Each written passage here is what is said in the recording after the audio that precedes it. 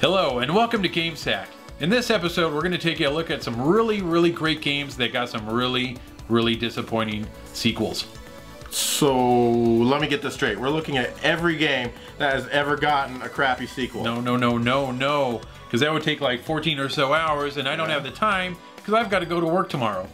Yeah, so what are we going to look at? Well, we're going to take a look at 4 games this time. And which 4? Well, we'll start out with the one game that everybody loves by Taito. No, Taito. Oh, Taito, called Rastan. Ooh, let's take a look.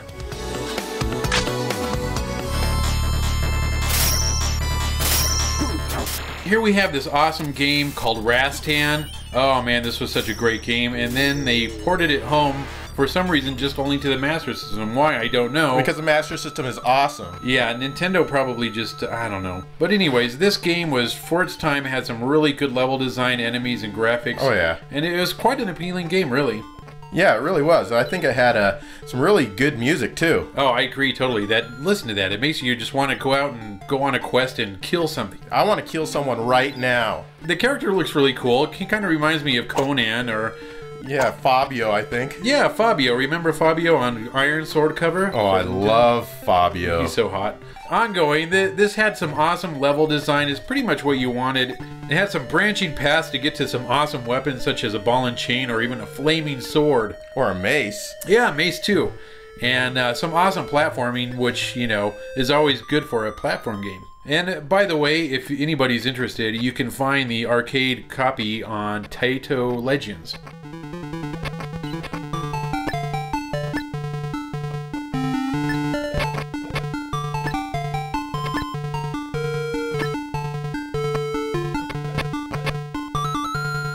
Alright, how about the sequel? Well, the sequel that, you know, really sucks is called Rastan Saga 2, and of course it's made by Taito, and I want to know what the hell happened here. At first glance it looks kind of cool with its pretty looking enemies and pretty colored graphics, but... I don't know, that character looks pretty derpy looking to me. Yeah, he's too ugly, he's too big for sure, and you know, this game had no level design. It was just like, go from left to right, jump over a block. I mean, what the hell? Look at the levels made entirely up of blocks. I wouldn't even call it platform because it's just really jumping on a block or over a block. How about that music? Well, it's pretty sad. I guarantee you're going to want to turn that down. Taito, you know, really could have had a nice series here, Joe, but they really dropped the ball on part 2, and I guarantee that's what ruined it. No, it's not Taito, it's Taito. I keep forgetting that.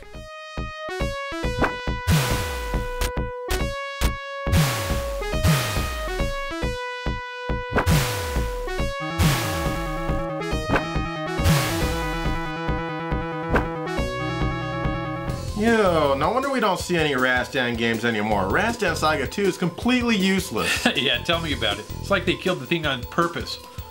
So, what do you feel like taking a look at next, Joe? Well, I'm thinking Capcom Strider. Ooh, yeah.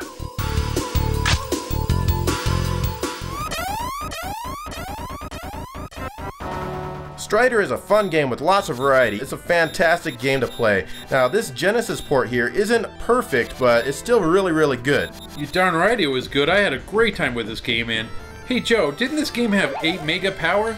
Yes, it did, and the box cover made Strider look like some sort of Bruce Willis, William Shatner hybrid. Oh, and that's what made me want to buy it for sure.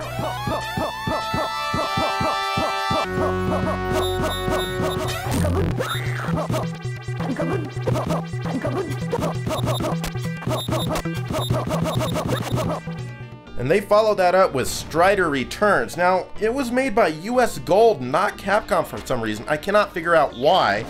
And it runs at half the speed of the original game, and it is dark, ugly graphics with next to no variety. Yeah, and look at that. There's no imagination in the enemies or even the stages, man. Not at all. It's not even fun to play. It does have some great voice quality, though. Listen to that. I have you now. Never, my friend. Capcom finally righted this wrong when they made their own sequel called Strider 2. Now, it's still not as good as Strider 1, but at least it's not embarrassing. But what's weird about this PlayStation version is that the Strider 1 disc actually has Strider 2 on it, and the Strider 2 disc has the arcade version of Strider 1 on it. I don't understand that, but whatever, it's fun. Get it.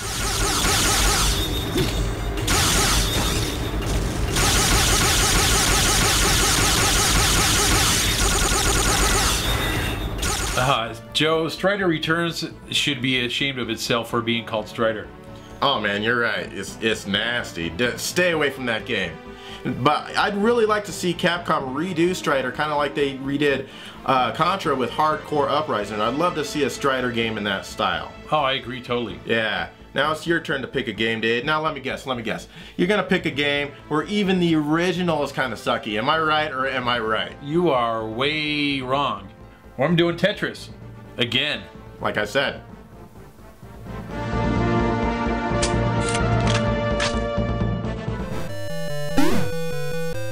And here we have Tetris. Oh man, what a great game. Whether you're playing this sucker in the arcade or on your NES, which is definitely the preferred way to play it, or whatever, you're gonna have a great experience.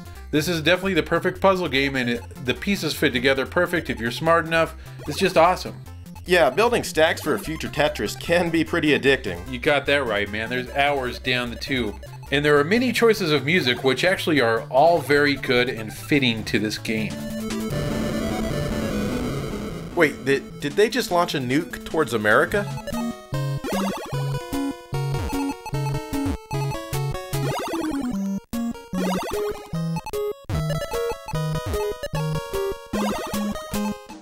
Well, what about Tetris 2? Oh man, what about it? I mean, was this made by Ocean or US Gold maybe? It might seem that way, because it's definitely not Tetris, that's for sure.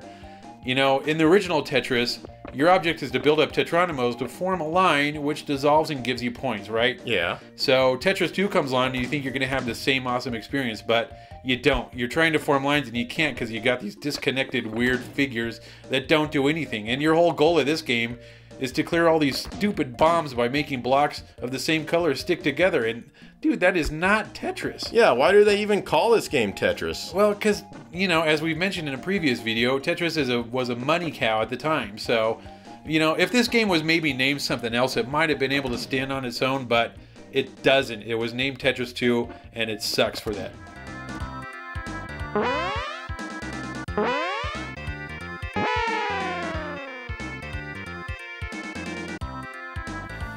You know, Dave, I'm not a huge fan of puzzle games, but I can appreciate Tetris, at least to some degree. I'm glad to hear that, Joe, because, you know, I'm not a huge puzzle game fan either, but Tetris, it's something special. It's a game that if I was trapped on a desert island, I would have to have that there with me.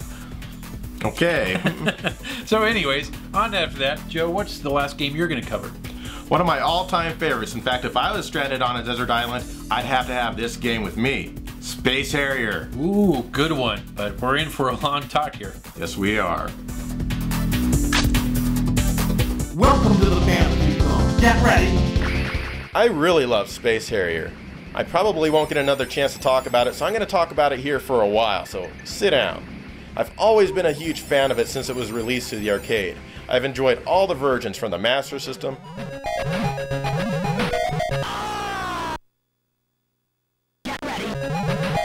the 32X,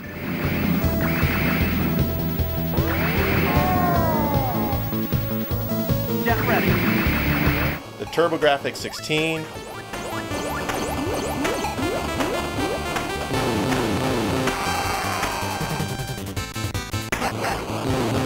the Saturn,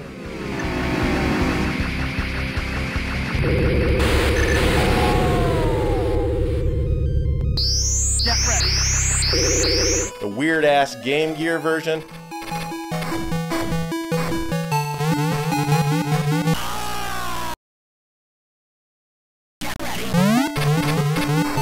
hell, there's even a version for the Famicom, the Japanese NES.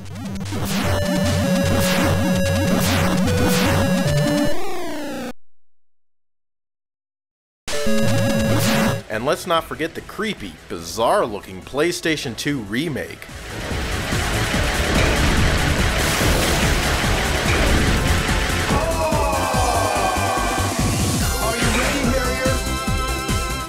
Yeah, Joe, and you know, I'm going to admit that this is Sega's strong point, is definitely the arcade. Yeah, and it is a simple game, but it's always been addictively fun for me. It's fast-paced arcade action at its best.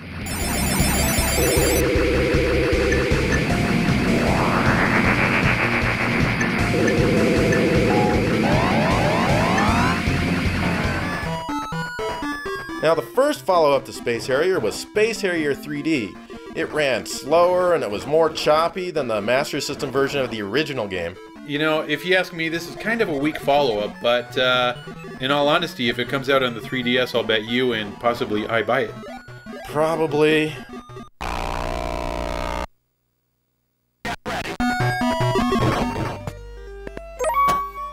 Space Harrier 2 was touted as a true sequel to the original. It has very choppy movement, but it was one of the earliest Genesis games ever made. In fact, I think it probably gave people a bad impression of the system at first. It does have some great voice quality, but there's really not a whole lot of it in the game. Get ready. The music's okay, but it's kind of leisurely. It doesn't really fit the game, but in another game it might have worked. The game is super easy to beat. In fact, I can't notice any difference at all no matter what I set the difficulty at. And have you ever noticed that Harrier never stops running? Ever. Even when he isn't going anywhere, he's running. Yeah, and look, the new bonus stages really suck too. They do. Now honestly, it's not a horrible game, but it certainly didn't live up to my expectations. In fact, I wish Sega would have waited at least 2 or 3 years and made it a 16-meg game that did the original justice. There is an arcade pseudo-sequel called Planet Harriers, which I personally have never played, but from what people who have played it have told me, it's really not the best of follow-ups. In fact, it plays more like Panzer Dragoon than Space Harrier. Just for fun, let's take a look at different versions of the original Space Harrier. You may need to bump it up to HD for this.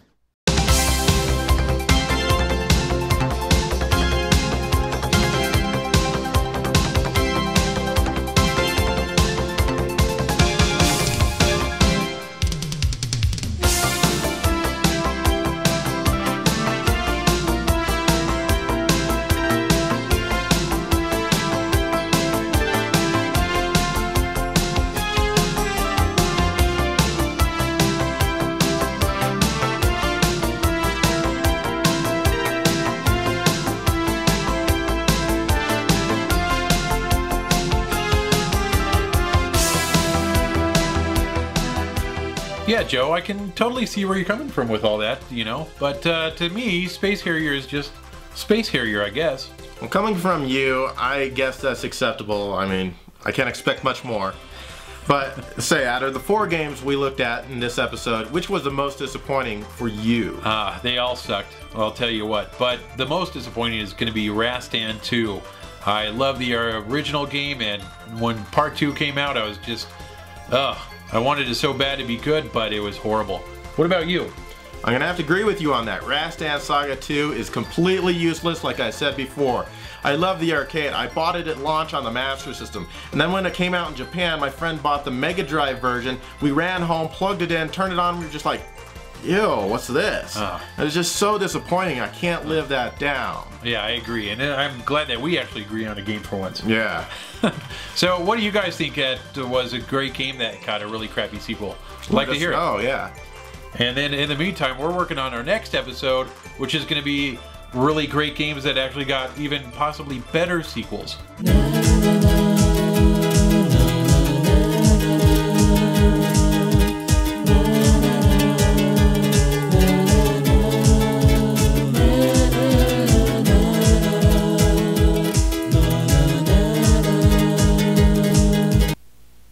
Joe, have you decided which game you're going to do for next week's episode of Which Game is Great and Got a Better Sequel? Oh, God, no.